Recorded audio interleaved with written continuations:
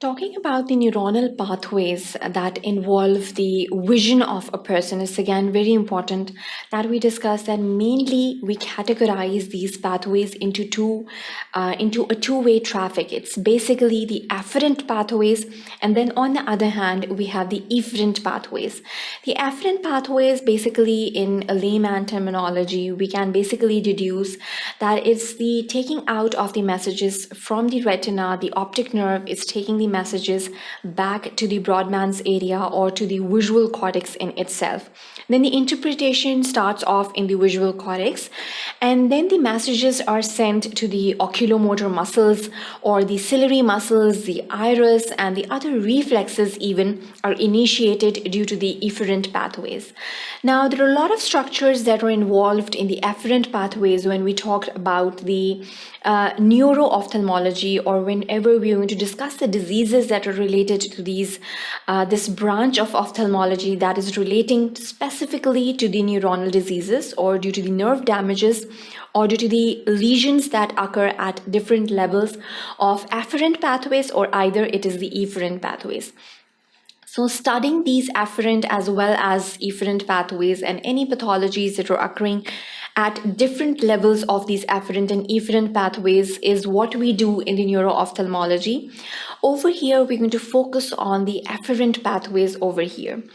So whenever we are going to manifest or demonstrate any problems in a patient, and we are basically triggering the fact that the patient is suffering from some sort of a neuronal lesion, we would start off with the management of the patient in a particular manner. The history taking would have its own positive points over here. That would basically include the initial presenting complaints and the history of presenting complaint, what kind of a loss of vision the person is suffering from, whether it is an instant or an acute kind of a vision loss, or whether the patient is suffering from a chronic vision loss. Once we have differentiated or categorized our patient in such a way, we'll start off with the associated symptoms of the vision loss in the patient. Whether it is associated with some sort of trauma, whether it is associated with some sort of infections or inflammatory conditions in the body, whether the patient is suffering from some sort of systemic diseases or not. So these will be the initial investigations, which is basically going to make our diagnosis more easier in a patient, because we're going to further move on and relate or manage the case accordingly. According to the differential diagnosis and according to the conclusive or the final diagnosis we make after the complete history taking and after we have examined the patient in detail. So knowing these pathways is again very important. What are the problems that can occur at the retinal level? What are the problems that can occur at the level of the optic nerve lesions in itself, the optic tract? Once it is formed, and if there is a lesion at this level, how is it going to manifest in the individual? If the lesion is at the optic chiasma, one important factor, one important and interesting anatomical feature over here is that the fibers decussate to the opposite side. So one should know that the fibers of the optic nerve are decussating to the opposite side at this level, and any lesion would be affecting the opposite eye in such a way.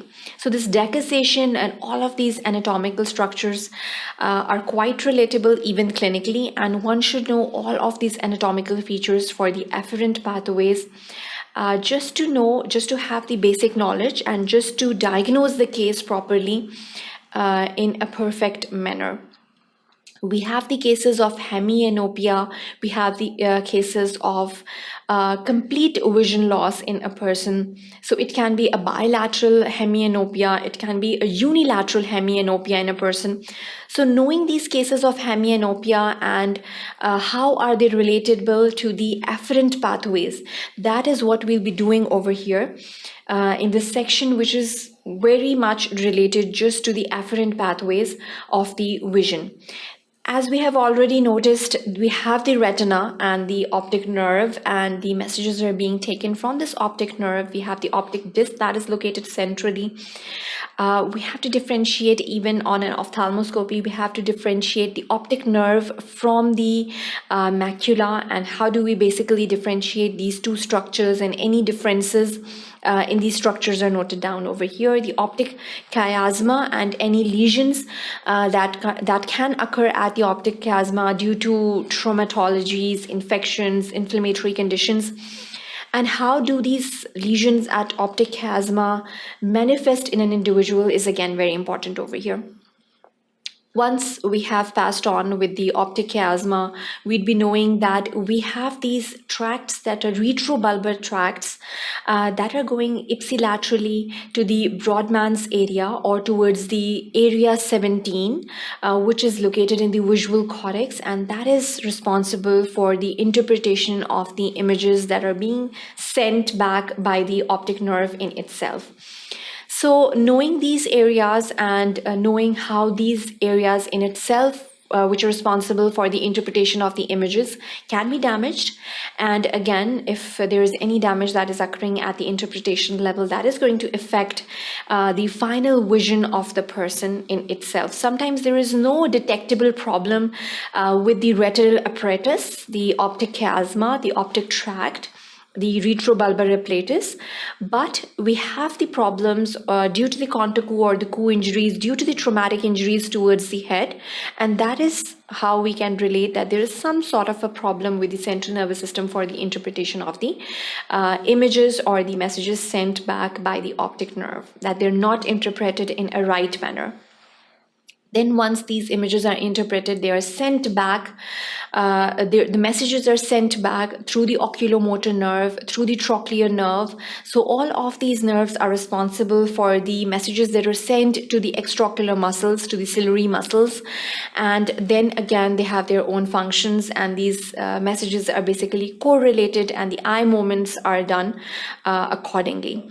Or basically the pupils dilate or they constrict accordingly just to accommodate the images, accommodate after the near and the distant visions, and also relate to the light and the dark adaptation. So all of these adaptive features in the eye, it's again a very complex matter, and that is the messages that are being sent to and fro from the brain that are responsible for all of this working apparatus in the brain, as well as the correlation towards the eyeballs. So over here we're going to discuss what can be the pathologies that can occur towards all of these different levels, to these different anatomical structures, and how do they manifest in the individual.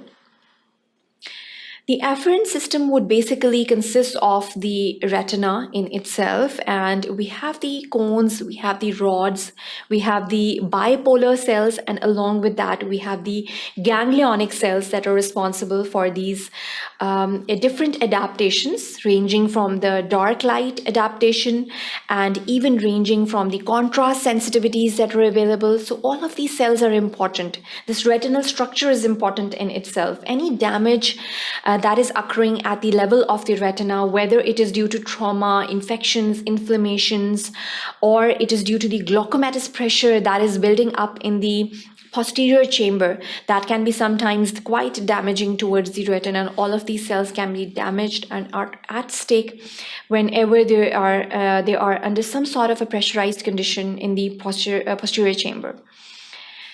The optic nerve is again at stake whenever we have again the similar conditions of trauma, infections, or inflammations at our hand, glaucomatous conditions at our hand. So it can be the diabetic retinopathy on a whole, some sort of a systemic or a vascular disease that is manifesting in different abnormalities that are occurring at this level, or it can be the individual posterior chamber abnormalities or pathologies that can manifest in pressurized chambers, and again subsequently damage these retinal structures and the optic nerve in itself. Optic chiasma, as you can see over here in this diagram, these fibers that are decussating to the opposite side, and some of the fibers are going to the ipsilateral side. This portion is basically termed as the optic chiasma, in which we have the decussation of fibers that is taking place. So any lesions that occur at the optic chiasma, they have their own manifestations, and afferent system is basically affected whenever there is a lesion even at the level of the optic chiasma. Then we have the optic tract. We have the retrobulbar optic tract over here in the ipsilateral portion. We have the lateral geniculate bodies. Even these nuclei in the brain, they are very important for the interpretation or the subsequent modulation of the messages in the brain. These lateral geniculate bodies are involved with the optic tract, and they send back the messages to the visual cortex over here. We have the optic radiations. Again, there are neuronal radiations that we're talking about over here. Then we have the visual cortex, that is the Brodmann's area 17 over here, which is responsible for the final interpretation of the messages that are sent back from the retina. They're taken back from the optic nerve. They pass on to the optic chiasma and the retrobulbar tracts and the lateral geniculate bodies, and finally reach this interpretation area, the Brodmann's area, which is area 17 over here. So there are a lot of pathologies that can occur at the afferent pathways. We have the papilledema, that is again a pressurized condition that can occur over here. Then we have the optic neuritis. Again, we have multiple reasons for the development of this optic neuritis, ranging from trauma, infections, tumors, and any cancerous condition even, or any localized trauma even, or any localized pressures. For example, glaucomatous conditions can result in the optic neuritis subsequently. We have the optic neuropathies other than optic neuritis, and then we have the optic atrophies. All of these are basically some of the pathologies that are quite relatable to the optic nerve or the optic tract or the retina itself. Now, talking about the papilledema, it's one of the conditions that can arise due to the pressurized conditions over here, due to elevated intracranial pressure. So once we have an intracranial pressure that is raised, now there are these multiple reasons, there are these multiple situations in which this intracranial pressure can rise, ranging from, again, trauma. It can be the bacterial sort of a meningitis kind condition. We have viral meningitis, we have bacterial meningitis, we have idiopathic meningitis even occurring. So we have the traumatic conditions, we have the infectious, we have the neoplastic states in which the intracranial pressure is raised. So whatever the case may be, a raised intracranial pressure can cause a papilledema. Now, it requires an immediate diagnosis over here. There's an increased intracranial pressure. It's basically a life-threatening situation if it is not treated as soon as possible. 60% of the cases, they are basically of the increased intracranial pressure. They are caused by the intracranial tumor. So it's usually the tumorous conditions or the neoplastic conditions that are relatable to these conditions of papilledema. So once you have a patient of papilledema, you should know how to relate these cases accordingly. The other possible causes of papilledema include the hydrocephalus, in which we have the ventricular system problem. There is this ventricular system that is responsible for the production of the CSF. That is the cerebrospinal fluid. And again, there is a complete mechanism for the flow. We have the third, the fourth ventricles, we have the lateral ventricles, and the cells that are basically lining these ventricles or these spaces in the brain that are responsible for the production of the CSF. So sometimes there is a congenital anomaly in which there is an overproduction of CSF congenitally. So all of these anomalies will basically result in a condition which is known as hydrocephalus, in which basically we have enlarged ventricles of the brain, and finally these enlarged ventricles, even if these ventricles are enlarged, the CSF or the intracranial pressure would be raised in these children or in these neonates. So again, if we have this case of hydrocephalus, that is going to manifest as papilledema in these individuals. Then we have meningitis. We have the different varieties of meningitis at our hand, ranging from acute bacterial. We have the viral kind of meningitis. That is one of the reasons for the production of the papilledema. We have encephalitis, that is mostly viral in its pathology. We have brain abscesses that are usually bacterial in their analogy. So these are some of the causative factors that are going to manifest as papilledema, or one of the clinical features or the signs and symptoms would include papilledema. So knowing this, or to correlate, how to correlate these systemic manifestations along with the ocular manifestations and the neurological manifestations is again very important over here. The clinical picture would be of an early picture that is basically giving you the margins are obscured in these. Whenever we are going to perform the ophthalmoscopy in such individuals, we'll see these obscured margins over there. The optic cup is initially preserved, and then we have the hyperemic disc that is quite significantly seen whenever we perform this fundoscopy.